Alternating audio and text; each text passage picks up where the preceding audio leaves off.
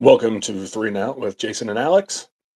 We are brought to you by, we're on YouTube on the Orange and Black Insider. It's us and it's Anthony and John over at OBI. And then on the Believe Network, the channel is called Believe in Cincy, and that's BLEAV. It's us, it's OBI with Anthony and John. It's talking football with Bengal Jim and friends. And it's Matt and Willie No Ball. There's great Bengals content pretty much every single day. Subscribe, follow the whole deal. Kevin was going to be with us today. He's doing it's a really cool thing he's doing. He started a fired coaches support group, a college coach, fired coaches support group. They meet on Wednesday nights. So that's what he's doing. He did say they specifically have a sign that says no Brian Kelly allowed, which is wild, wild. So yeah, so that's what he's doing tonight. But it's Alex and I. It's okay. We weren't here last week because of just life happened. Life got in the way. But we're back now to talk about what could have happened. What should have happened is the Bengals beat the Steelers on Thursday Night Football. They should have come in and whooped up on the Jets.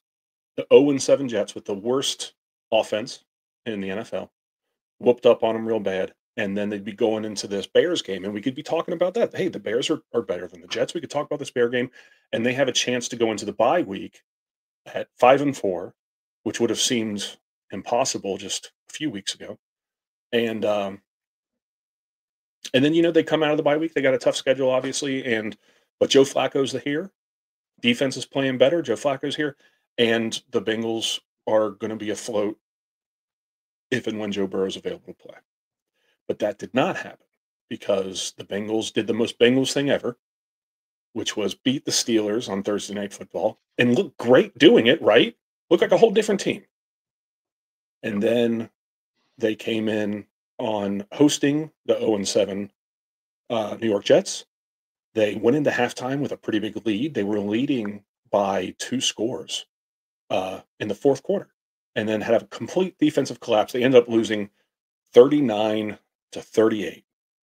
Instead of being 4-4, they dropped to 3-5, which I know it's one win, but does 4-4 not sound infinitely better than 3-5?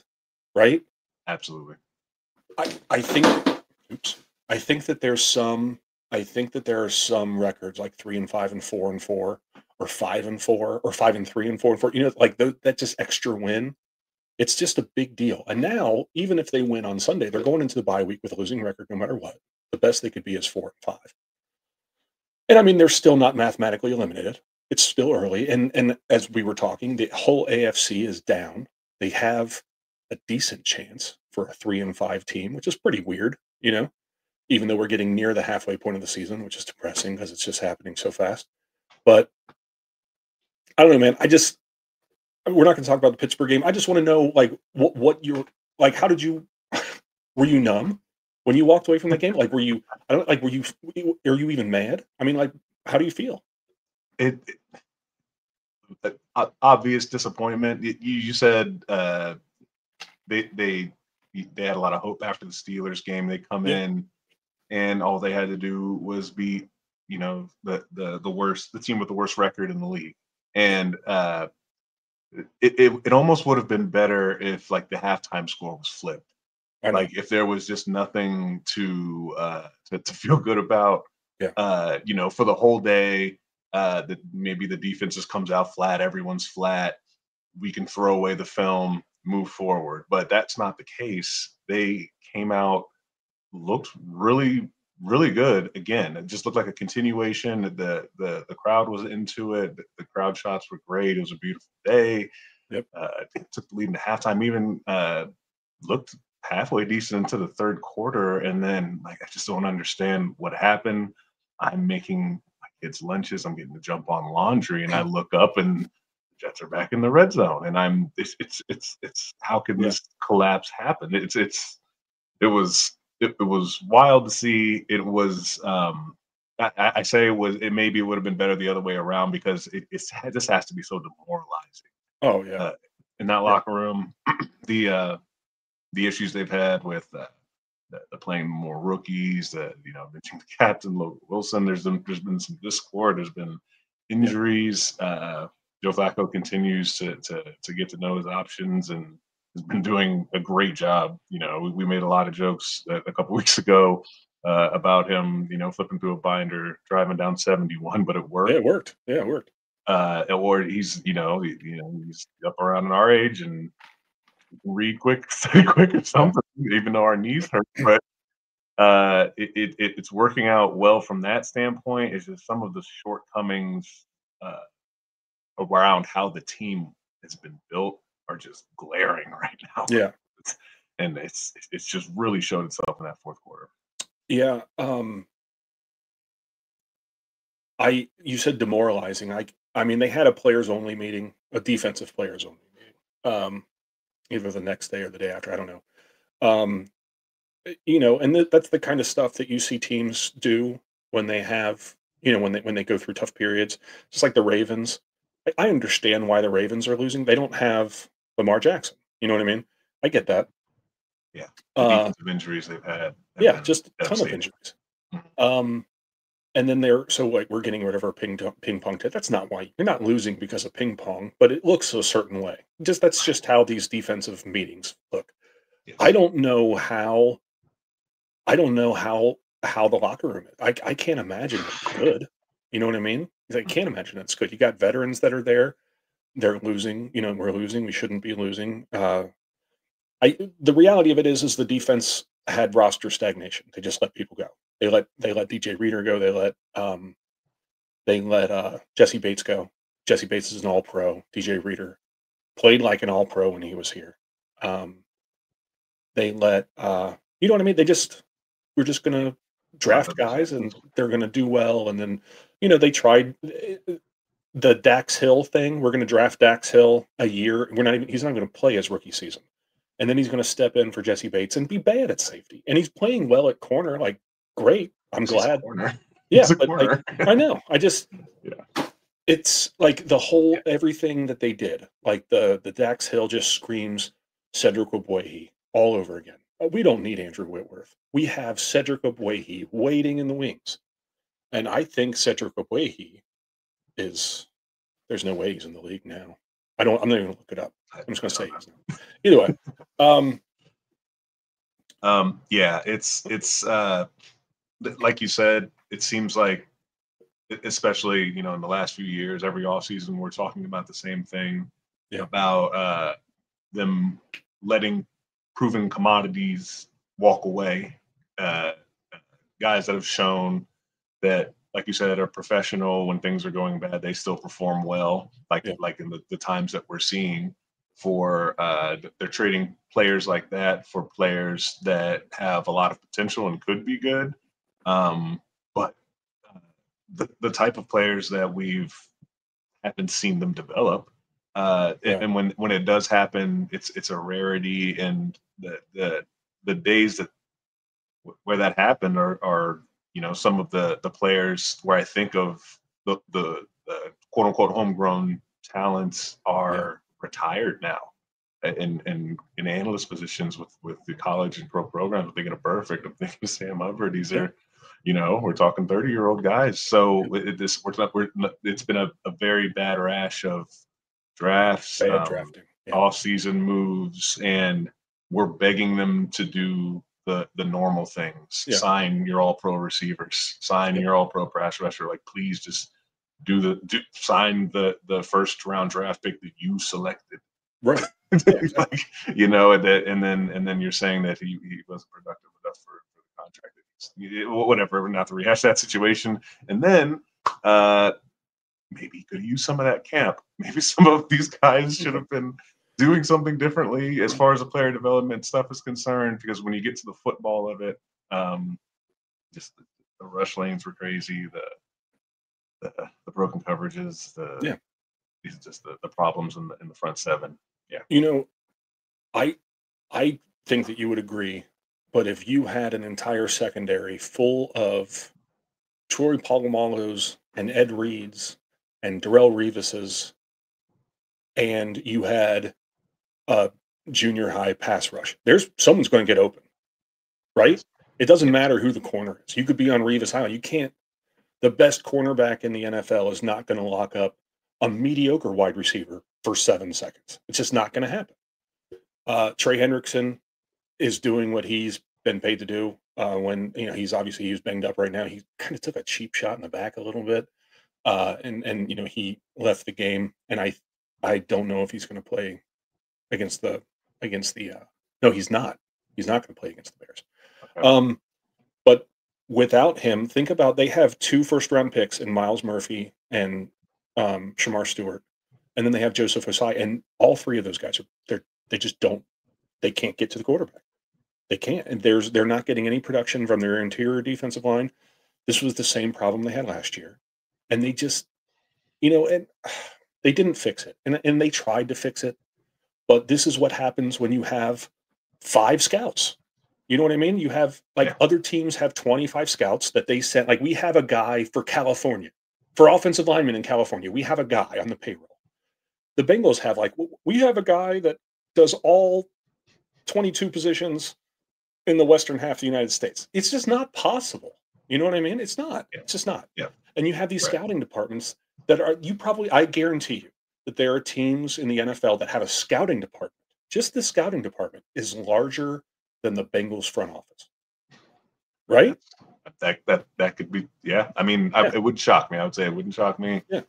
Based on what we know, based on the spending of other franchises, it's we've heard the stories about the scouting, and it makes you speculate that you're watching the games on TV just like us, the college games, and and seeing who's doing well. You're watching the highlights because it's a lot of games. You cannot possibly consume and have that much data from that. You probably have some analytics and some other places you're pulling information from, but we have let's call it let's say 5 years now of bad off seasons. Yeah. Of showing that it's not working. Right. I don't know. The problem is bigger than Zach Taylor. We know that. The problem is bigger than Duke Tobin. We know that. The problem is Mike Brown and his family. The Bengals front office is they're Nepo babies, all of them. They're all riding. I mean, think about it. I mean, Mike Brown is riding his dad's coattail, and Katie Blackburn and Troy Blackburn are doing the same thing. Duke Tobin is Bill Tobin's son, who's big Bengals. I think Bill Tobin was friends with Mike Brown. It's all just Nepo babies. These are people that they're not football people. They're business people. You know what I mean? And I think I'm beginning. I didn't want to say it out loud, but I'm willing to say out loud that 21 and 22 was a blind squirrel finding a nut situation. I think I do. And I think it had a lot to do with Burrow and Chase and Higgins, all 3 of those superstars being on their rookie contracts. Right. You know what I mean? Yeah. You still had Hubbard, who was on, performing just because he wasn't 30 yet. Right. Yeah. I don't, I think they can win a Super Bowl. I think they can win a Super Bowl with Burrow. But I think that they're going to have to get lucky. I think they will. They're Right. not drafting well. They're not developing well. When they do develop well, they let them go. It's just, I don't know. Right. Yeah, it's really rough, and just based on the history we have, and with these off seasons, it's tough. It's not a lot to look forward to. Like you said, you got to hope that you just knock some picks out of the park, or you have free agents that see the potential in Joe Burrow and Chase and some of the guys, the more talented guys that are performing despite the circumstances. Maybe they'll want to come play with them and try to build something, but it's pretty bleak. It's pretty bleak, and losing to an 0-7 team with a quarterback who was just publicly disparaged by his owner. Yeah. You were the team that the Bengals were the team that allowed that redemption story. And I do want to bring something else up that we didn't even say yet about the Jets game. Is neither Garrett Wilson nor Sauce Gardner played.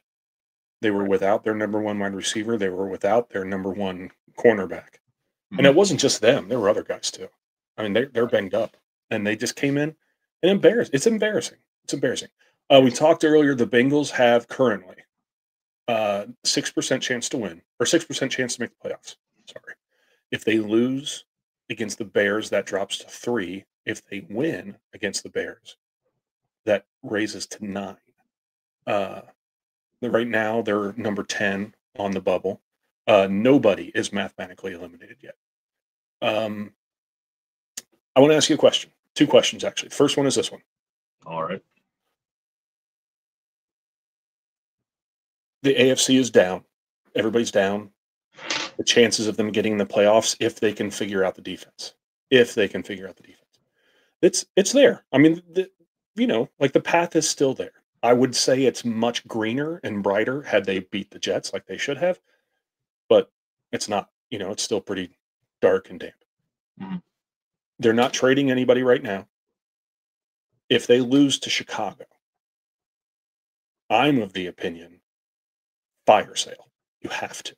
It's hard reset. It's 2 years at this crap where you've missed the playoffs, and I know there's injuries and stuff like that, but like it's done now. Fire head coach, fire everybody. Do you agree, or do you think they need to hold on until? And it's the last game. That's the bad thing. Is they play on November 2nd. I think it's November 2nd. Yeah, November 2nd, Mm-hmm. and the trade deadline is November 4th. So you got 2 days. So this is a 2-part question. One, if they lose, do you think they should just trade Sam, not Sam, Logan Wilson, whoever, everybody, but just your core guys, or do you think we're still in it and we're gonna see what we can do? Is it what I? That's one. That's part one. What would you do? Part one. What would you do? Okay. That's part one. All right. Is part 2 what I think will happen? Yes. Okay. That's what I thought you were going. Yeah. All right. If I was in the situation, what I would do? Yes, I would definitely try to call some other teams and make some moves. Try to build for next year, and once again roll the dice in the off season. Since this year, it would be such an uphill climb with this group. Yeah. That's my answer to question 1. Question 2, that's not going to happen at all. I bet the phone's not even charged to call the other teams. Yeah. They are number 2. They're second in the division right now. They're going to be staring at that, and they're going to be saying, "Yep, we're fine. We have a lot of opportunity to do something this year, make some noise, potentially make a run at the playoffs, and that's just because of the circumstances in the league and the injuries with the Ravens and the Browns being the Browns, and them beating the Steelers, which is at worst case you're going to be 1-1 this year with them. It just makes that they're going to see the opportunity about salvaging this year in a move that, in my opinion, would be some short-sighted thinking, considering the circumstances and the last few off seasons.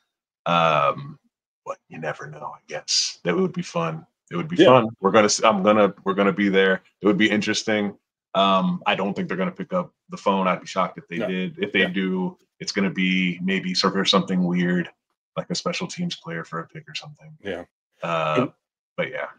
I will say that I never would have imagined trading for Joe Flacco either. That's true. Or making him drive from Cleveland to Cincinnati. So stuff could happen. Maybe what I can see? Maybe they'll trade Logan Wilson to Cleveland and just tell him to get in your car and get in your car and get. Oh man, goodness! I don't have the schedule in front of me, but if that happened, man, would he have a game? Oh yeah, for sure, absolutely. He would have a day. I'm sure he would. He'd probably throw a touchdown somehow or something, based on what the Bengals defense is doing. Probably. Yeah, he'll go and he'll catch. They put him in some wildcat or something. Yeah, first linebacker to catch and throw and run for a touchdown. Get a pick six. Yeah. 4 touchdowns for Logan Wilson against the Bengals. Yeah, him screaming, "Bench me now, bench me," to the Bengals sideline. Yeah, a little fan fiction here. That's how sad it's getting. Yeah, it is. It is. All right, so let's say that we'll look at the schedule real quick. So they're 4-5, and then coming up here week 9, they have the Bears at home. We'll talk about that game in a minute. And then they go to their week 10 bye. They come out of that bye, and they have a pretty brutal stretch there. This is where they have the Steelers in Pittsburgh, and then they have the Patriots at home. They go to the Baltimore, and you assume that Lamar Jackson's playing there at that point, and then they go to Buffalo, come home to play the Ravens, and then they go to Miami, home against the Cardinals, home against the Browns. Yeah, it's a pretty rough stretch there after the bye. I want to first, let's just say this about the Chicago Bears game. If the Bengals defense plays like they did against the Jets in the second half against the Bears will score 50 points. That's just a fact. They're better in every way than the Jets offense. 100%. And I'm not even saying they're great, because they're not great. They're okay. They're good. They're better than they usually are in offense. But if the Bengals defense cannot figure it out, Chicago's going to score 50 points. Easy. And I mean, the Bengals scored 38 points. If you score 38 points in the NFL, you should win. 100% of the time, you should. You know they scored 33 points or more last year 4 times and lost. Last year, that sounds about right. Yep. Yeah. Twice against the Ravens, 38 and 41, I think. 33 against somebody else, and then I don't know, 2 happened twice. But yeah, there's no way that they can beat Chicago if the defense just lets Caleb Williams walk down and score a touchdown every time. Nothing they can do. Everyone's kind of wringing their hands. Joe Flacco seems to have an AC joint, a shoulder or elbow thing. And they're not 100% sure if he's going to be able to play. Jake Browning comes in. I don't know. I would have said Jake Browning is okay. We saw Jake Browning play well in 2023, and then he came in now and looks like Browning Jake. Yeah. The opposite of Jake Browning. So what do you think for the Chicago game? Yeah, it kind of goes back to what we were talking about option 1 or option 2, and how we know they're going to go more than likely with option 2, because they've seen the players on the roster play so well. They've seen a lot of the core players be in a Super Bowl. I'm sure it's very hard to forget that and accept the circumstances. And when they're heading into Chicago with a team that is showing a lot of promise, despite a lot of Caleb Williams' early struggles. They got a good receiver on the outside. They got a good running game. And like you said, it's the type of offense where you're afraid could get ugly. Mm-hmm. Jake Browning, Joe Flacco, throw it up to Ja'Marr Chase, T. Higgins, but before they get through the line, that's what's going to be for the year. And that's the optimistic route. And these are 2 of the best receivers in the league. They can go up and get it, and make a lot of things happen, score a lot of points. But to your points, a lot of points on offense don't really matter with this team all the time. So that's a frustration. Yep. Yeah. 38 points. Yeah. 38 points against the Jets. Doesn't matter. You score 38 points against the Bears. If you told me right now, Bengals guaranteed 38 points on Sunday against the Bears, what do you think the chances are they win that game? 50-50. I don't know. Really, feel like 50-50. Right. I hope they win. I do. I hope they win. And then they go into the bye with a little bit of a confidence boost, because coming out of the bye, it's going to be brutal. Yeah. If they don't figure some stuff out. The best case scenario is they figure something out, come away with the win, and make some positive moves. Yeah. With regards to some transactions for the trade deadline, so we can get a little bit of column A, a little bit of column B. Yeah. With continuing with momentum into this season and doing something for the off season to give themselves a chance to have better than the D minus, maybe worse grade than they had the last couple. So. Be nice, wouldn't it? Would be nice. That would be nice. Yes. You know, with all the weird stuff happening, did you know that in Mississippi yesterday that there, and this is not a joke, in Mississippi yesterday, a truck that was carrying aggressive monkeys that were infected with herpes, Hep C, and COVID wrecked, and 6 monkeys escaped. And they caught 5. I don't know if the 6th is still at large, but you have to imagine the 6th is the leader because he's like the smart one. And now he's alone and scared, and he's got COVID, herpes, and hepatitis. Yep. And if that doesn't tell you that our whole world here is like weirder than hell, why can't the good stuff? Why can't, you know what I mean? Like, why does everything get weird everywhere, and then football hell just has to stay here in Cincinnati? Let it go somewhere else. Gosh. All right. You got anything else, man? It's every week's like a bad 90s movie. Yeah. Yes, but I do have one more thing. It happened with the Jets organization. It was the passing of Nick Mangold. He was all-pro center for them. He was also my college teammate. He was one of the older guys when I came in. Super nice guy. Just a couple quick stories. Just who he is. I remember my mom tells the story. She goes to the facility. She's nervous for the first time. A big guy with blonde flowing hair. She says, "Oh, I don't know where I'm supposed to be going." He's like, "Well, I'll help you, Mrs. Barrow." Gives her a huge hug and picks her up. Awesome. Just made her feel welcome. And I wasn't there for that moment. This is just a story she's always told me about Nick Mangold.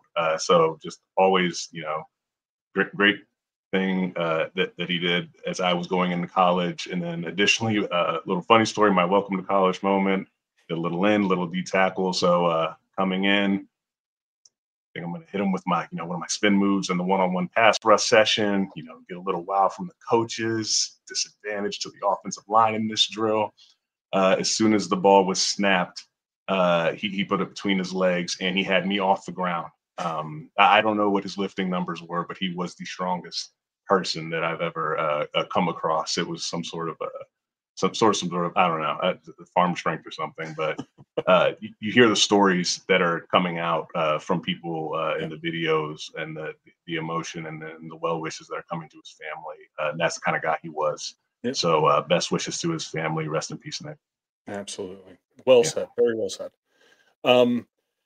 So again, on YouTube, we're on the Orange and Black Insider. It's us and it's Anthony and John over at OBI. And then on Believe, the Believe Network, Believe in Cincy, and it's BLEAV. It's us, it's Anthony and John over at OBI. It's Talking Football with Bengal Jim and Friends.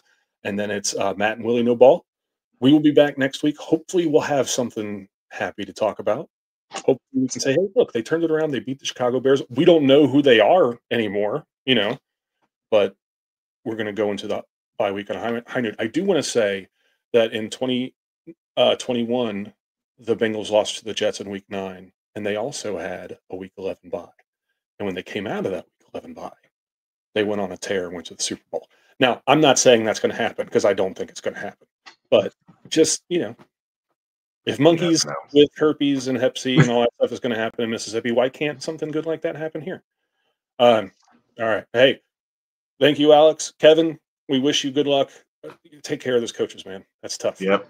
Watch out for Brian Kelly. Yeah, keep Brian Kelly out. He's going to be scratching at the window. So, yeah. All right. Who day?